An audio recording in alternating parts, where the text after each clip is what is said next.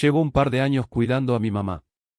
Es de esas personas que se enferman mucho, como ese niño en la secundaria que en invierno solo iba un par de días y faltaba 2 semanas para recuperarse. Como sea, mi mamá siempre se estaba enfermando de una u otra forma. Hubo veces en la prepa que tenía que faltar varios días y falsificar notas a su nombre para justificar mis ausencias, solo para cuidarla. La mayoría de la gente a la que le cuento esto me pregunta ¿y por qué tu papá no la cuidaba? O tus hermanos te ayudaban. Lo cual es justo preguntar, considerando que yo he asumido mucha responsabilidad por ella.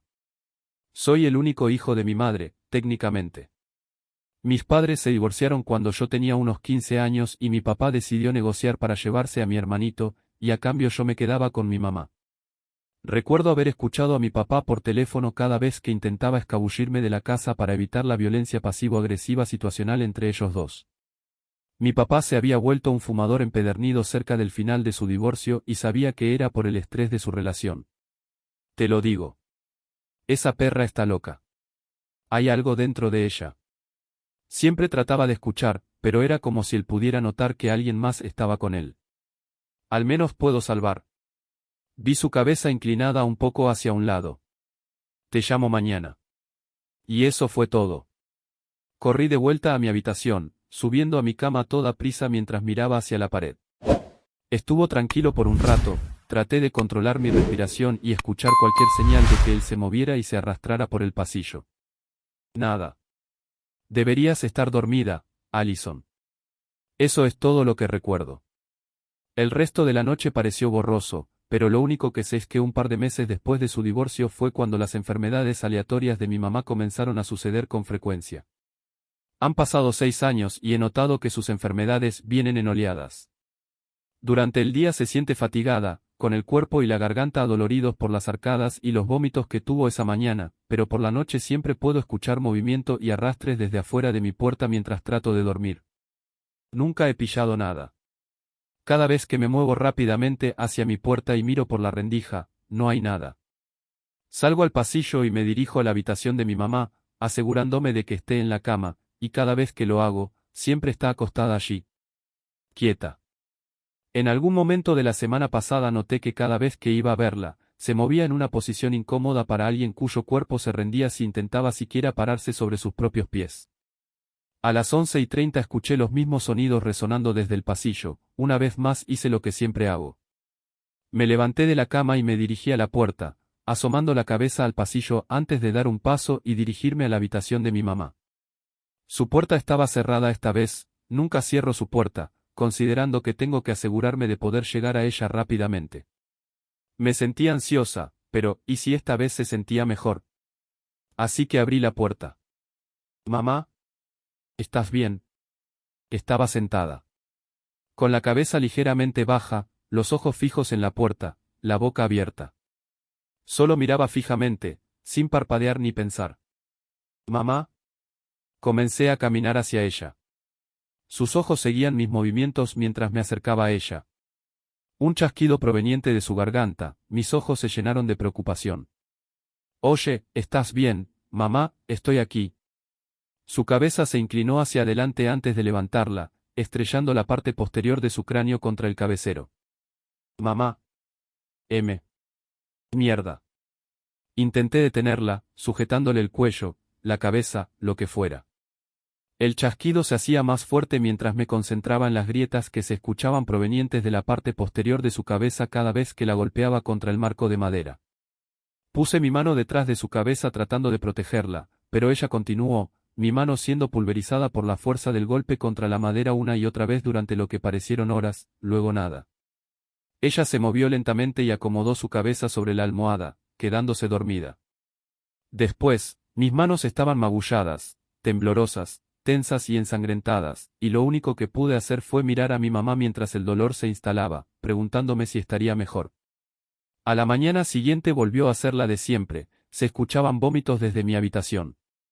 Intenté levantarme cuidadosamente de mi cama, mis manos se veían peor esa mañana.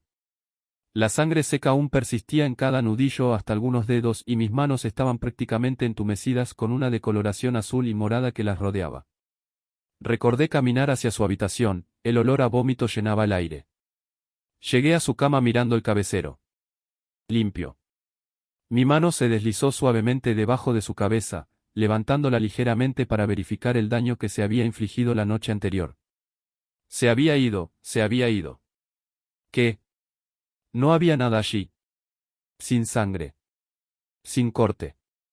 Todo estaba limpio, desde su cabeza hasta la almohada en la que dormía, pero en lo único que podía concentrarme era en el dolor y el dolor de cabeza martillante que latía dentro de mi cabeza. Mamá, ¿estás bien? Solo un ligero asentimiento en respuesta. Me agarré la cabeza y entré a su baño, abriendo el grifo, tomé unas 3 pastillas para el dolor que le habían dado para uso diario y las tragué. Luego la cuidé una vez más. Para cuando llegó la medianoche, me había despertado, con la cabeza al final de su cama. Mamá. Miré hacia la parte superior de la cama, estaba vacía. Mierda. Me levanté rápidamente, mis manos palpitando de dolor mientras las usaba para sostenerme hacia arriba. Tropezando fuera de su habitación, pude escuchar el mismo ruido de arrastre proveniente de abajo, evidentemente, lo seguí. Mamá. No puedes salir de la cama. Necesitas descansar. Me paré al final de las escaleras, mirando hacia mi derecha y hacia la oscuridad de la sala de estar. Deberías estar dormida, Allison. Escuché, el chasquido comenzaba a llenar la sala de estar. Caminé silenciosamente, entré en el área, una figura negra de pie frente a la chimenea antes de hablarme una vez más. Deberías haberte ido. Di un paso más antes de detenerme. Humedad en mi pie, un charco de líquido oscuro llenaba el lugar donde estaba mi madre. Mamá. Vamos a un médico, una ambulancia. Lo vi. Se giró rápidamente, usando nuestro cuchillo de cocina usado como arma. Sus brazos desgarrados y desnudos, la piel desprendiéndose de ella. Mamá. ¿Qué carajos? Mis movimientos eran tambaleantes, no pasó mucho tiempo antes de que volviera a atacar, el cuchillo cortando mi estómago mientras la sangre seguía la línea. Mierda. Inmediatamente me dirigí a las escaleras, una mano en mi estómago mientras los pasos me perseguían, un dolor agudo e instantáneo golpeando mi espalda cuando su cuchillo se clavó en mí, sacándolo una vez más. Me aferré a mi espalda perdiendo el equilibrio, caí sobre las escaleras e intenté usar cada gramo de fuerza para levantarme cada escalón. Pude escucharla detrás de mí. Ella viene. Con una repentina prisa, subí las escaleras recuperando mi estabilidad, me metí en mi habitación cerrándome con llave mientras buscaba frenéticamente mi teléfono. Senderos ensangrentados por toda la casa, rastros de huellas de manos ensangrentadas que seguían. Estaba tocando mi puerta. Estaba arañándola. El sonido de los chasquidos y los gruñidos crecía llenando mis oídos y mi mente. Por favor, cariño. Había encontrado mi teléfono debajo de la mesita de noche y comencé a buscar el contacto de mi hermano, la sangre se deslizaba contra la pantalla. Por favor, por favor. Luego un chasquido. Hola. ¿Qué pasa? Con una sensación de urgencia le conté, mis palabras balbuceando mientras divagaba. Mamá. Está tratando de matarme. Ven, por favor. Luego silencio, nada de la puerta ni del teléfono. Hola. Eddie. Mierda. Tiré mi teléfono antes de volver a ponerme de pie y barricadarme dentro de mi habitación. Me escuchó, sé que lo hizo. Viene. Lo cual se repitió una y otra vez antes de desmayarme, por lo que solo puedo suponer que fue la pérdida de sangre. Me despertó el timbre y los golpes repetidos en la puerta. Eddie. Eddie. Supe al instante que era él y moví todo de la puerta para correr escaleras abajo. Me agarré la espalda cuando llegué a la puerta, mis manos dañadas jugando con el pomo antes de abrir y, sin pensar, abrazar a Eddie. ¿Qué pasó? ¿Qué fue esa llamada telefónica? Se apartó de mí y me miró de arriba abajo. ¿Qué te pasó, Alay? ¿Estás bien? Fue mamá, Eddie, ella trató de matarme, por favor, tenemos que hacer algo. Pero él solo me miró con confusión y preocupación escritas en su rostro antes de hablar. ¿Qué quieres decir? Mamá ha estado muerta por años.